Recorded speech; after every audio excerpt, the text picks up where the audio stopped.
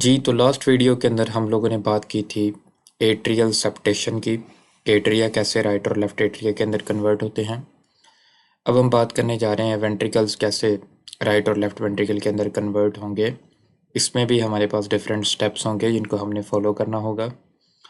और दूसरी बात आप लोगों ने याद रखनी है, ये अंडरस्टूड है कि एक सेप्टम जो मैंने आपको लास्ट टाइम बताया था वो ऑलरेडी डेवलप हो चुका है, जिसकी वजह से ऊपर वाली साइड पे एट्रिया हैं और नीचे वाली साइड पे वेंट्रिकल्स हैं। एक बात, दूसरी बात, जो वेंट्रिकल्स हैं उनके साथ एक ट्यूब अटैच होती है जिसने फ्यूचर में जाके पल्मोनरी आर्टरी और पल्मोनरी ट्रंक और एओर्टा में तब्दील होना होता है। ठीक है, आगे वो ब्लड अपनी डेजिग्नेटेड जगह की तरफ लेकर जाए।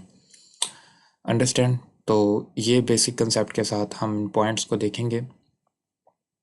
अगर आपने पिछली वीडियो नहीं देखी तो आप उसको देखें काइंडली, फिर ही आपको समझ आएगी इन बातों की। तो स्टार्ट करते हैं। पहला पॉइंट है हमारे पास, muscular interventricular septum forms, opening is called interventricular foramen. अब इस बात का क्या मतलब है?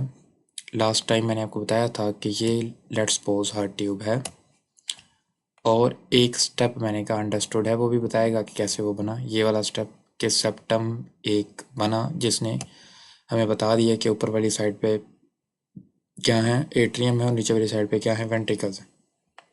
अब वो ये बताने जा रहा है कि ये वाले जो सेप्टम हैं, यहाँ से ऊपर की तरफ ये जो सेप्टम है ये कैसे डेवलप होगा, जिससे ये वाली साइड राइट वेंट्रिकल बन जाएगी और ये वाली साइड लेफ्ट वेंट्रिकल बन जाएगी।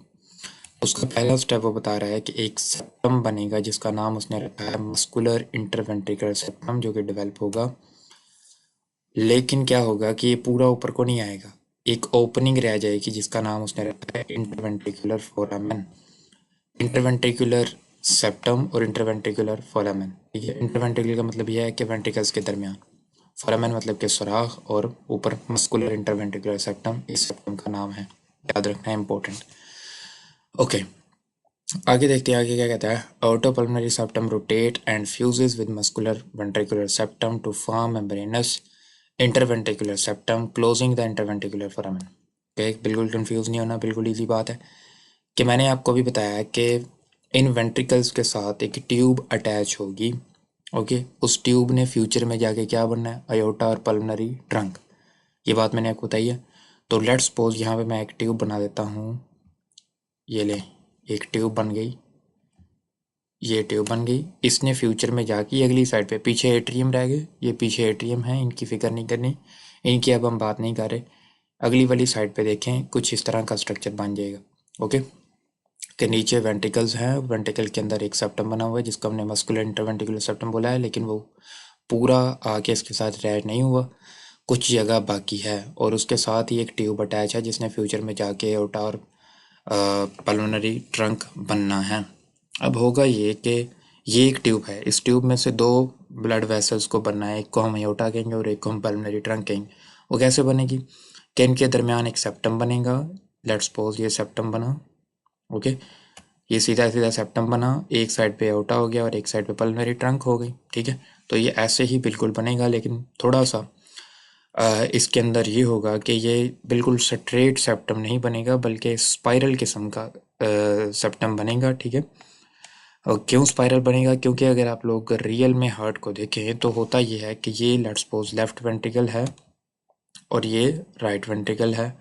तो लेफ्ट वेंट्रिकल का ब्लड ऐसे नहीं होता कि वो सीधा सीधा इधर ही चला जाए, वो बल्कि इस साइड पे जाता है। क्योंकि अगर आप लोग ग्रोसली हार्ट को देखें ऊपर से तो इस साइड पे क्या होता है, एओर्टा, और लेफ्ट वेंट्रिकल का ब्लड एओर्टा के अंदर जाता है, और इस साइड पे क्या होगा, पल्मोनरी ट्रंक होगी। तो यहाँ वाला ब्लड इस साइड पे जाएगा और यहाँ वाला ब्लड इस साइड पे जाएगा, इसलिए यहाँ पे क्या होगा, स्पाइरल सेप्टम बनेगा। ओके, स्पाइरल सेप्टम बनेगा। यहाँ पे भी अगर आप देखें स्टेप 2 के अंदर, ये देखें स्पाइरल बना हुआ है। अब होगा ये कि ये वाला ब्लड इस साइड पे जाएगा और ये वाला ब्लड इस साइड पे आएगा। ओके, अभी मैं आपको एक पिक्चर भी दिखाता हूँ जिससे आपको मज़ीद क्लियर होगा मैं जिस चीज़ की बात कर रहा हूँ। यहाँ पे अगर आप लोग देखें, ये आपके सामने इमेज है। यहाँ पे अगर आप लोग देखें तो ये है left side of the heart, ये है right side of the heart. यहाँ पे देखें ये है अयोटा, ये सारी की सारी अयोटा है, और इसके साथ ही यहाँ पे देखें ये है पल्मोनरी ट्रंक। अब होना तो ये चाहिए कि पल्मोनरी ट्रंक लेफ्ट साइड पे है तो लेफ्ट साइड वाला ब्लड यहाँ पे जाए, अयोटा राइट साइड पे है तो राइट साइड वाला ब्लड यहाँ पे जाए, लेकिन ऐसा नहीं होता। क्यों नहीं होता? कि यहाँ पे सेप्टम की जो एनाटॉमी है वो कुछ इस तरह से डिज़ाइन होती है, इस तरह से बनता है कि यहाँ वाला ब्लड जो होगा राइट साइड वाला वो इस साइड पे जाएगा और यहाँ वाला ब्लड इस साइड पे आएगा। Okay, understood, clear. तो यही वो बात बता रहा है कि एओर्टो पल्मोनरी सेप्टम, वो सेप्टम जो कि एओर्टा और पल्मोनरी ट्रंक के दरमियान बनेगा, rotate and fuse with muscular ventricular septum. Rotate होगा, क्यों रोटेट होगा उसकी वजह मैंने आपको बता दी है। एंड फ्यूज, और फ्यूज हो जाएगा किसके साथ? Muscular ventricular septum. Muscular interventricular septum बोल रहे हैं या मस्कुलर वेंट्रिकुलर सेप्टम बोल रहे हैं, एक ही बात है, उसके साथ फ्यूज होगा। जब वो फ्यूज हो जाएगा, लेट्स सपोज ये यहाँ पे ऊपर बना हुआ है वो सेप्टम, और यहाँ पे इसने फ्यूज हो गया, यहाँ पे इसको मैं थोड़ा सा मोटा करके बनाता हूँ, ये यहाँ पे फ्यूज हुआ। नीचे आप देखें क्या था, मस्कुलर इंटरवेंट्रिकुलर सेप्टम, ऊपर से क्या आ रहा है? अयोर्टो पल्मोनरी सेप्टम का एक सेगमेंट, उसका एक टुकड़ा जो आगे इसके साथ अटैच हो जाएगा। जब वो इसके साथ अटैच होगा तो यहाँ पे जो सुराख था, उस सुराख का नाम हमने रखा था इंटरवेंट्रिकुलर सेप्टम, वो अब क्लोज हो जाएगा, क्लोजिंग इंटरवेंट्रिकुलर फोरामेन। ठीक है, अब क्या होगा? अब ये होगा कि हमारे पास इसको क्या बोलेंगे, ये जो हमारे पास ये ऊपर वाला ये जो छोटा सा सेप्टम बना है, इसको बोल रहा है वो मेम्ब्रेनस इंटरवेंट्रिकुलर सेप्टम। ओके, इसका एक ख़ास नाम रख दिया उसने, membranes interventricular septum. Okay, part ये अयोर्टो पल्मोनरी सेप्टम का ही है, लेकिन क्योंकि ये नीचे को एक्सटेंड होके इस वाले सेप्टम के साथ जुड़ा है, तो इस पोर्शन को, इस वाले ख़ास पोर्शन को हम लोगों ने नाम दे दिया किसका? मेम्ब्रेनस इंटरवेंट्रिकुलर सेप्टम, जिसने क्लोज किया किसको?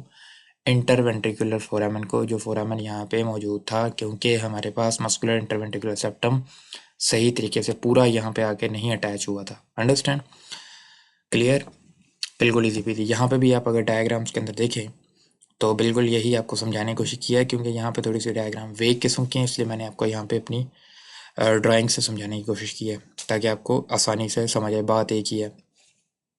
यहाँ पे अगर आप लोग नीचे देखें तो यहाँ पे मस्कुलर इंटरवेंट्रिकुलर सेप्टम बन रहा है जो कि ऊपर की तरफ आ रहा है, लेकिन ये पूरा क्लोज नहीं हुआ। ये साथ में ट्यूब है, अयोर्टो पल्मोनरी ट्यूब, यहाँ पे एक सेप्टम बनेगा जिसको हम अयोर्टो पल्मोनरी सेप्टम बोल रहे हैं, और वो स्पाइरल किस्म का बनेगा। स्टेप 2 के अंदर देखें स्पाइरल किस्म का बन रहा है, यहाँ वाला ब्लड इधर को जाएगा और यहाँ वाला ब्लड इधर को जाएगा, और ये इसने आगे अटैच हो जाना इसके साथ। जब ये इसके साथ अटैच हुआ तो इसको हम लोगों ने बोल दिया मेम्ब्रेनस इंटरवेंट्रिकुलर सेप्टम। क्लियर। अब नंबर 3 पॉइंट वो पॉइंट है जिसको उसने अंडरस्टूड किया हुआ था ऑलरेडी कि हमारे पास एट्री और वेंट्रिकल कैसे सेपरेट होंगे। तो नंबर 3 पॉइंट इस हवाले से इसको देख लेते हैं क्या बोलता है इसके अंदर। Number 3 point, growth of endocardial question separate the atria from ventricle and contribute to both atrial septation and membranous portion of the interventricular septum.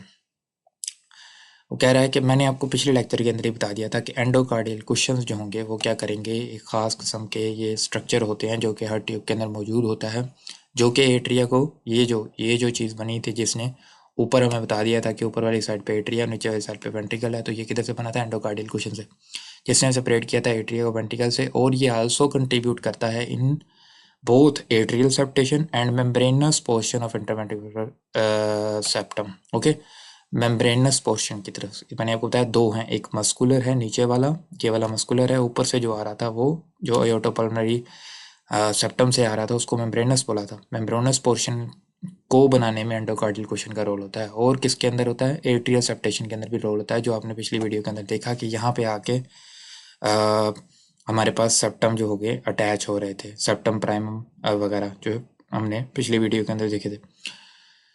Okay, the portion of interventricular septum, तो ये बात हमारी क्लियर हो गई कि interventricular septum का कौन सा हिस्सा? Membranes portion. तो इंटरवेंट्रिकुलर सेप्टम, इंटरवेंट्रिकुलर का मतलब है कि वेंट्रिकल्स के दरमियान, वेंट्रिकल्स के दरमियान जो सेप्टम बनेंगे वो दो किस्म के बनेंगे। एक जो नीचे से ऊपर की तरफ आएगा उसका नाम है sorry muscular interventricular septum. Okay, clear.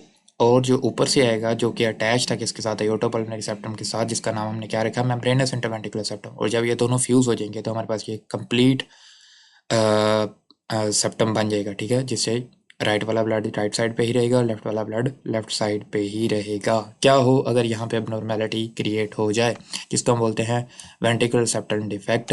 Ventricular septal defect के अंदर यहाँ पे प्रॉब्लम आएगी। अब हमने बात की है कि, और गाइस आप लोगों ने याद रखना है कि this is the most common congenital cardiac anomaly. Most common cardiac anomaly क्या है, कौन सा सेप्टम डिस्टर्ब होगा, इंटरवेंट्रिकुलर। ओके, कोई पूछ ले, बिल्कुल वन लाइनर जवाब इसका कि मोस्ट कॉमन, सबसे ज़्यादा देखे जाने वाला जो वेंट्रिकुलर इंटरवेंट्रिकुलर सेप्टम ही होगा, जो कि मोस्ट कॉमनली देखने को मिलेगा, ना कि एट्रियल होगा। ओके, अब एक बात, दूसरी बात आप लोगों ने ये भी याद रखनी है कि मैंने आपको बताया कि इस इंटरवेंट्रिकुलर सेप्टम के दो पोर्शन है, एक को हम लोगों ने बोल दिया मस्कुलर और एक को हमने बोल दिया मेम्ब्रेनस। अब देखा जाए तो कम्प्लेक्स किसका था काम, कम्प्लेक्स तरीके से कौन बन रहा था, ऑफ कोर्स जो बाद में बना था ऊपर से नीचे की तरफ आ रहा था, जिसका नाम था मेम्ब्रेनस इंटरवेंट्रिकुलर सेप्टम। तो उसी के चांसेस होते हैं मोस्ट कॉमनली कि वो सही तरीके से डेवलप ना हो, क्योंकि आपने देखा कि वो ऑटोपल्मोनरी सेप्टम से बन रहा है, फिर उसके अंदर वो क्या कहते हैं उसके रोटेट होगा, फिर आके फ्यूज़ होगा, तो ये थोड़ा कम्प्लेक्स प्रोसेस है। तो इसलिए आप लोगों ने याद रखना है कि एक तो ventricular septal defect most common है, दूसरा उसके कौन से वाला हिस्सा, मेम्ब्रेनस सेप्टम जो ऊपर वाला हिस्सा होगा। क्लियर, बिल्कुल इजी पीजी। अब आगे बढ़ते हैं। आगे हमारे पास बताया गया है कि आउटफ्लो ट्रैक फॉर्मेशन और वाल्व डेवलपमेंट। वाल्व भी तो आपको पता है बहुत ज़्यादा इंपॉर्टेंट होते हैं, जो कि हार्ट के अंदर बनते हैं, उसके बारे में हमने देखना है। और आउटफ्लो ट्रैक फॉर्मेशन का क्या मतलब है, आउटफ्लो ट्रैक फॉर्मेशन का मतलब है कि जहाँ से ब्लड बाहर को जाएगा हार्ट में से, ठीक है। कौन से आउटफ्लो ट्रैक होते हैं, मैंने आपको बताया एयोटा और पल्मोनरी ट्रंक। वो कैसे बनेंगे वो अभी आपको बता दिए, एयोटो पल्मोनरी सेप्टम बनेगा। एयोटो पल्मोनरी सेप्टम कैसे बनेगा, कैसे बनेगा, इसके लिए ख़ास किस्म के सेल आते हैं जिनका नाम होता है neural crest cells. Neural crest cell migrate होकर इस जगह पे आते हैं। न्यूरल क्रेस्ट सेल ख़ास किस्म के सेल होते हैं जो कि बेसिकली यहाँ पे मौजूद नहीं होते, वो हमारे नर्वस सिस्टम से माइग्रेट होके इस तरफ को आते हैं, ठीक है, इसलिए हमने इनको न्यूरल क्रेस्ट सेल बोला है।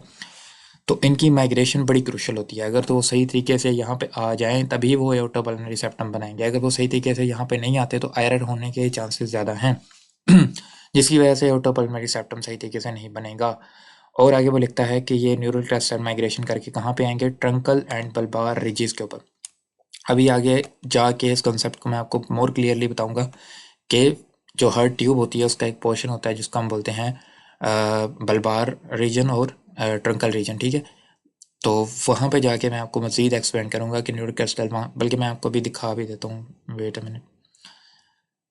यहाँ पे देखें, ये जो हमारे पास एरिया है इसको बोलते हैं बल्बस कॉर्डस, इसकी बात हो रही है, और इसके ऊपर हमारे पास ट्रंकस आर्टेरियोसिस होता है। ये जो ऊपर दो आपको दो नज़र आ रहे हैं इसको बोलते हैं ट्रंकस आर्टेरियोसिस, और नीचे इसको बोलते हैं बल्बस कॉर्डस। वहाँ पे उसने शॉर्ट करके लिखा हुआ है। तो यहाँ पे आके न्यूरल क्रिस्टल ने बैठना होता है, ओके। और इन्हीं से हमारे पास क्या बनना होता है, एओर्टो पल्मोनरी सेप्टम बनना होता है। इस जगह के बारे में वो बता रहा है कि यहाँ पे न्यूरल क्रिस्टल ने आना होता है। इस जगह को उसने ट्रंकल बल्बर रिज बोल दिया, ठीक है, शॉर्ट फॉर्म में। और यहाँ पे आके वो क्या करते हैं, spiral and fuse to form aorta pulmonary septum, और उसके बाद क्या बनता है, असेंडिंग एओर्टा पल्मोनरी ट्रंक उसके नतीजे में बन जाती है। क्या हो अगर ये एओर्टा पल्मोनरी सेप्टम सही तरीके से ना बने, उसकी वजह क्या हो कि न्यूरोक्रिस्टल सेल की माइग्रेशन ना हो, तो बहुत सारे हमारे पास एनोमलीज देखने को मिलती है, एबनॉर्मेलिटीज़ देखने को मिलती हैं, जिनको हम आगे जाके मजीद देखेंगे। इनके यहाँ पे आपने नाम याद रखने हैं बस, transposition of great arteries, tetralogy of folate, persistent trunks आर्टरियोसिस। तो ये तीन आप लोगों ने इंपॉर्टेंट नाम याद रखने हैं, ये एबनॉर्मेलिटीज़ हो सकने के चांसेस होते हैं, ओके क्लियर।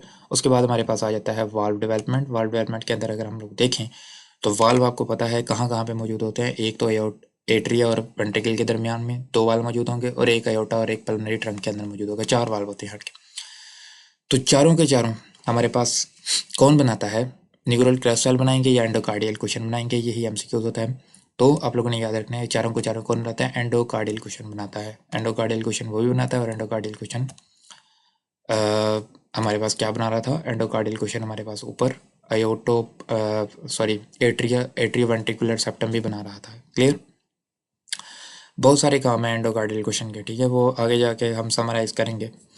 अयोटो सॉरी एयोटिक और पल्मोनरी वाल्व जो होंगे वो कहाँ से ड्राइव्ड होंगे, एंडोकार्डियल कुशन से, ठीक है। माइट्रल और ट्राइकस्पिड वाल्व कहाँ से ड्राइव होंगे, माइट्रल और ट्राइकस्पिड वाल्व कहाँ पे होते हैं, एट्रिया और वेंट्रिकल के दरमियान, ठीक है। राइट साइड पे ट्राइकस्पिड होता है, लेफ्ट साइड पे माइट्रल होता है। ड्राइव कहाँ से होंगे, एंडोकार्डियल कुशन से, ठीक है क्लियर। तो ये हमारे पास क्लियर हो गया। अगर तो वाल्व यहाँ पे नाम लिखे हुए हैं, अगर तो वाल्वुलर एबनॉर्मलिटीज़ हैं तो क्या क्या आ सकती हैं, स्टीनोसिस हो सकती है, तंग हो सकते हैं, रिगर्जिटेंट हो सकते हैं, बैकवर्ड फ्लो हो सकता है ब्लड का, एट्रेजिया हो सकता है, बिल्कुल ही बंद हो सकते हैं जैसे कि ट्राइकस्पिड एट्रेजिया को हम बात करेंगे, या हमारे पास वाल्व डिस्प्लेस्ड हो सकते हैं, अपनी सही जगह पे ना हो, इसको बोलते हैं एब्स्टेन एनॉमली, इसको भी हम आगे जाके पढ़ेंगे, क्लियर। तो बिल्कुल ईजी पीजी ये चीज़ें हम लोगों ने देख ली।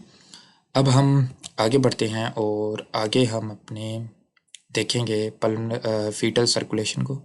सॉरी, फीटल सर्कुलेशन से पहले एक हमारा टॉपिक है यहाँ पे अब समराइज़ किया हुआ है सारी की सारी चीज़ों को कि कौन सा स्ट्रक्चर कहाँ से निकलेगा। ओके, हार्ट ट्यूब, ये थी हार्ट ट्यूब। लेट्स सपोज ये हार्ट ट्यूब है जिसकी हम लोगों ने शुरू दिन से ही बात कर रहे हैं। आपको नज़र आ रही है? एक मिनट, ये है मेरे पास हार्ट ट्यूब और इसके डिफरेंट मेरे पास स्ट्रक्चर्स के नाम दिए हुए हैं। हार्ट ट्यूब, लेट्स सपोज एक ट्यूब है, उसमें से फ्यूचर में कौन से स्ट्रक्चर्स ने ड्राइव होना है, उस हिसाब से हम लोगों ने इसके डिफरेंट पोर्शन बना रही हैं कि इस पोर्शन से ये चीज़ बनेगी, इस पोर्शन से ये चीज़ बनेगी। ठीक है, तो इस हिसाब से हम लोगों ने हार्ट ट्यूब के डिफरेंट नाम रख लिए हैं। तो उन्हीं नामों को हम लोगों ने आगे जाके डिफाइन करना होता है कि इस स्ट्रक्चर से क्या बनेगा। जैसे कि हम लोगों ने देखा था बल्बस कोर्डस एक नाम है, ट्रंकस आर्टेरियोसिस नाम है। ठीक है, इसी तरह प्रीमिटिव वेंट्रिकल, प्रीमिटिव एट्रियम, नीचे हमारे पास क्या होते हैं, साइनस वेनोसिस। ठीक है, ये जो दो आपको नज़र आ रही हैं टांगें, इसको बोलते हैं साइनस हॉर्न्स, इनको साइनस वेनोसिस भी बोलते हैं। उसके ऊपर हमारे पास प्रीमिटिव वेंट्रिकल्स होते हैं और उसके ऊपर हमारे पास बल्बस कोर्डस आ जाता है। ठीक है, सॉरी, यहाँ पे एट्रियम आते हैं, उसके बाद प्रीमिटिव वेंट्रिकल्स और उसके ऊपर हमारे पास बल्बस कोर्डस और उसके ऊपर हमारे पास क्या आता है, ट्रंकस आर्टेरियोसिस। तो ये हमारे पास डिफरेंट नाम है इस हार्ट ट्यूब के डिफरेंट सेक्शंस के। ठीक है, अब हम देखते हैं कौन सी जगह से कौन सा स्ट्रक्चर ड्राइव होगा। पहले दो पॉइंट्स को भी आप छोड़ दें, उसके ऊपर मैं बाद में आऊँगा। पहले हम बात करते हैं right horn of sinus venosus. Sinus venosus क्या था, वो नीचे वाला। अच्छा, यहाँ पे पहले मैं आपको कंसेप्ट एक दे दूँ छोटा सा। अब यार आप लोगों ने याद रखना है कि ये हार्ट के अंदर क्या होता है। एक मिनट में आपको दिखाता हूँ। हार्ट के अंदर बेसिकली क्या होता है कि ये मेरे पास हार्ट, अगर आप लोग देखें यहाँ पे इमेज आपको नज़र आ रही होगी, नीचे की तरफ क्या है, नीचे की तरफ क्या है मेरे पास, नीचे की तरफ वेंट्रिकल्स हैं, ऊपर की तरफ क्या है, ऊपर मेरे पास होते हैं एट्रिया। ओके, एट्रिया वेंट्रिकल की बात करूँ तो ऊपर हमेशा हार्ट के अंदर क्या होंगे, एट्रिया होंगे। ओके, और नीचे वेंट्रिकल्स होंगे। क्लियर। लेकिन मेरे पास जब एम्ब्रियोलॉजिकली मैं बात करूँगा हार्ट ट्यूब की, तो हार्ट ट्यूब के अंदर जब हार्ट ट्यूब बन रही होती है तो एट्रिया जो उनसे होते हैं वो नीचे की तरफ होते हैं। ये जो पोर्शन है इसने फ्यूचर में जाके एट्रिया के अंदर तब्दील होना है और ऊपर वाले पोर्शन ने वेंट्रिकल के अंदर तब्दील होना है। तो याद रखना, हार्ट ट्यूब के अंदर शुरू में वेंट्रिकल्स ऊपर पड़े होते हैं, एट्रिया नीचे की तरफ होते हैं। फिर होता क्या है, लूपिंग होती है, जिसकी हम लोगों ने बात की थी हार्ट ट्यूब लूपिंग की। वो लूपिंग से क्या होगा कि ये जो नीचे वाला पोर्शन होगा एट्रिया का, वो ऊपर की तरफ चला जाएगा और वेंट्रिकल वाला पोर्शन नीचे की तरफ आ जाएगा। ओके, यहाँ पे देखें, ये अब ट्यूब आगे की इस साइड पोज आपको दिखाया गया है। यहाँ से ये नीचे वाला पोर्शन ऊपर की तरफ जा रहा है और ऊपर वाला पोर्शन नीचे की तरफ आ रहा है, जिससे क्या होगा कि ये जो ऊपर वाला हिस्सा होगा ये नीचे की तरफ आ जाएगा और यहाँ से क्या बन जाएगा, वेंट्रिकल वाला पोर्शन बन जाएगा। और वेंट्रिकल के साथ क्या अटैच होगा, एक ट्यूब अटैच होगी, जिसने फ्यूचर में जाकर क्या बनना है, अयोटा और पल्मोनरी ट्रंक बनना है, जिसकी मैंने बात आपको की है। और ये पीछे से ऊपर की तरफ जो चीज़ आ रही है, इसने क्या बन देना है, इसने एट्रियम के अंदर कन्वर्ट हो जाना है। क्लियर। तो ये आप लोगों ने पॉइंट्स याद रखने हैं। अब आते हैं हम लोग अपने बेसिक जो हमारे पास समरी है जो इन चीज़ों की, उसके ऊपर आते हैं। क्या वो लिखता है, तो सबसे पहले वो लिखता है राइट हॉर्न ऑफ साइनोसिस से क्या बनेगा, smooth part of right atrium. अच्छा, एक और बात मैं आप लोगों को यहाँ पे बता दूँ, जिसको साइनस वेनेरम भी बोलते हैं। एक होता है smooth part.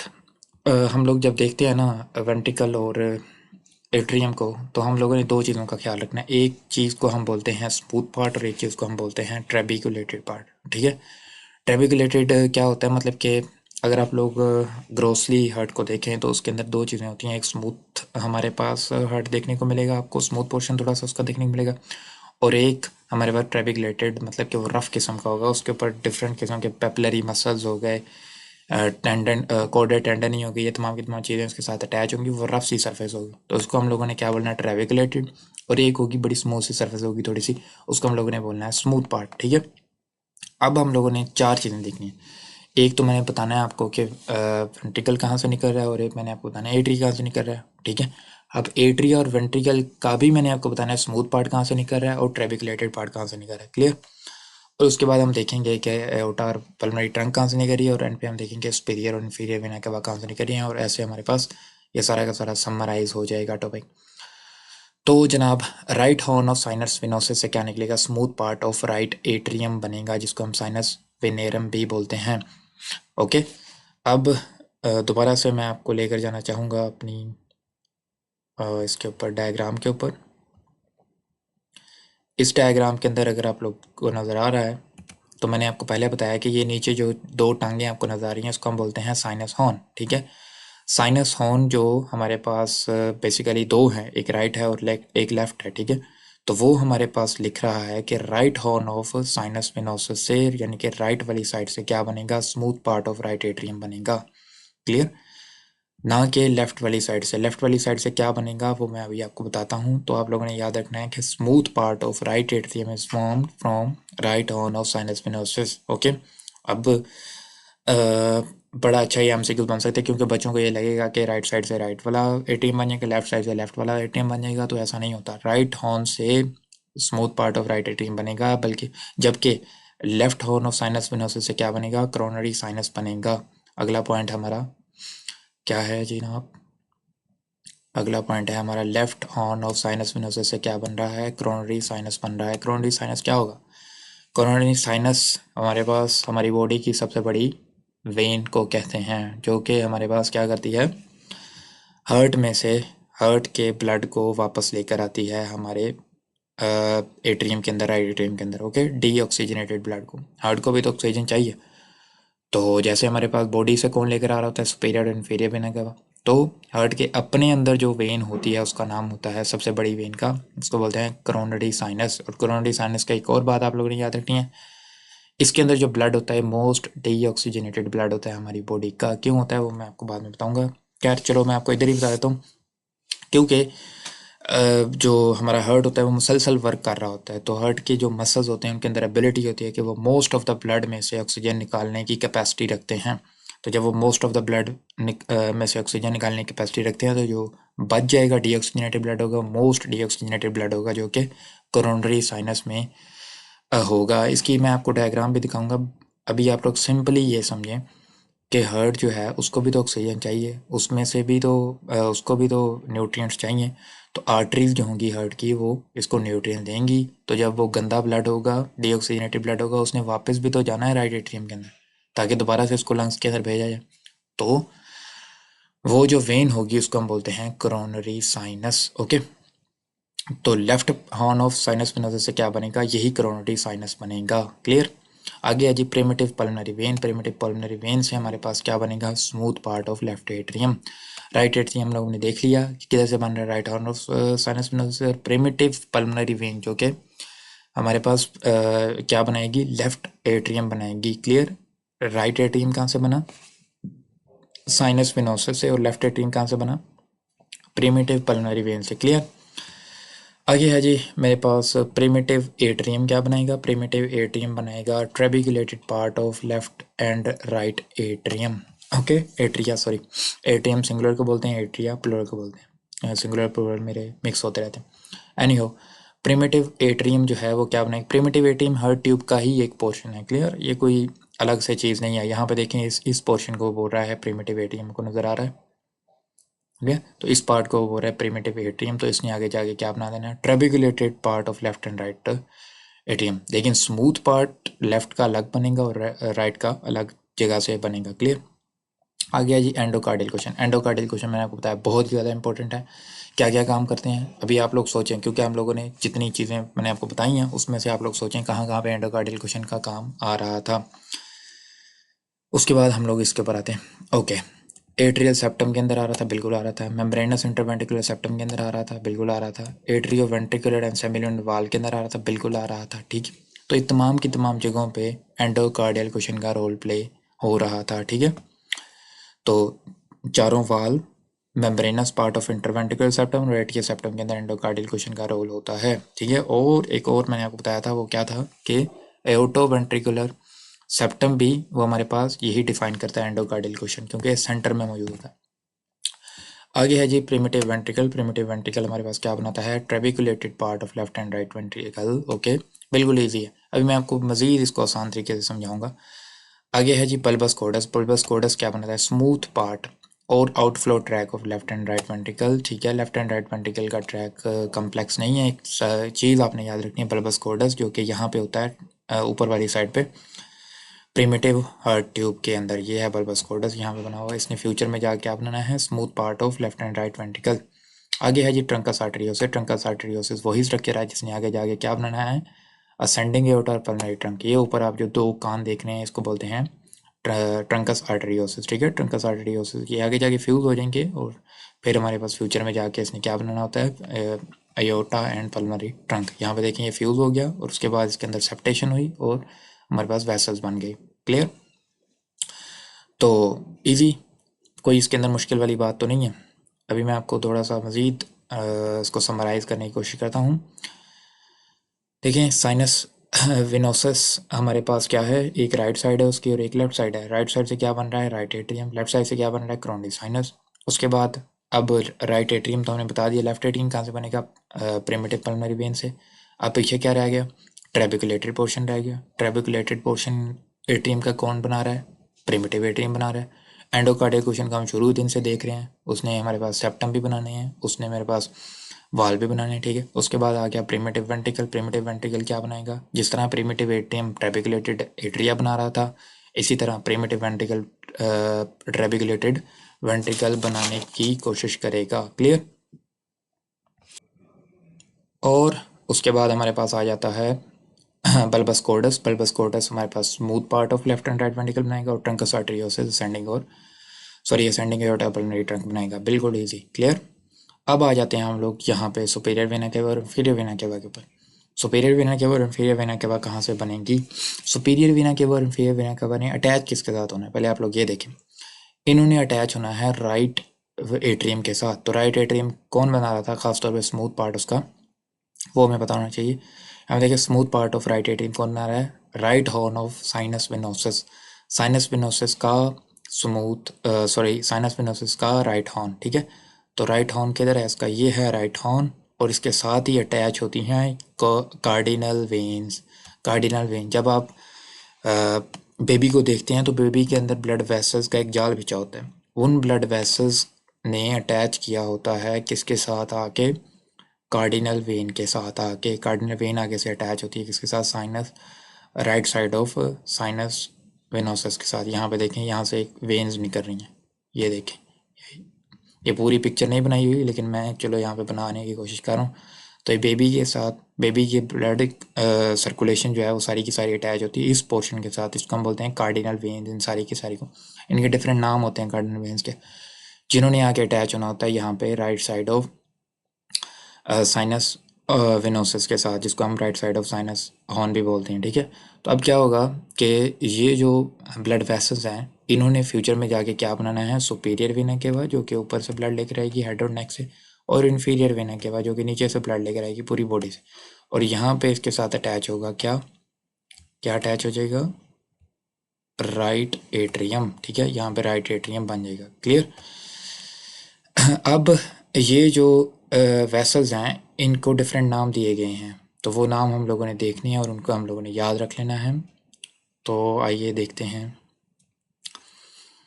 Right common cardinal when और right anterior cardinal when. Cardinal when different किस्म की कार्डिनल वेन होती हैं। जो हमारे पास राइट कॉमन कार्डिनल वेन होगी और राइट एंटीरियर कार्डिनल वेन होगी, वो क्या बनाएंगे, सुपीरियर वेना केवा। और पोस्टीरियर कार्डिनल वेन, सब कार्डिकल और सुप्रा कार्डिनल वेन जो होंगी वो क्या बनाएंगी, इंफीरियर वेना केवा। क्लियर?